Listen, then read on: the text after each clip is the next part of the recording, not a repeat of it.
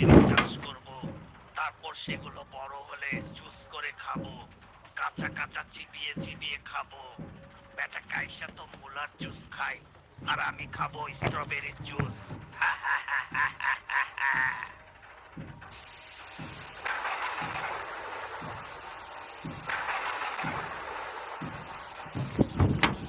আকাশের অবস্থাটা ভালো না, আবার বৃষ্টিও শুরু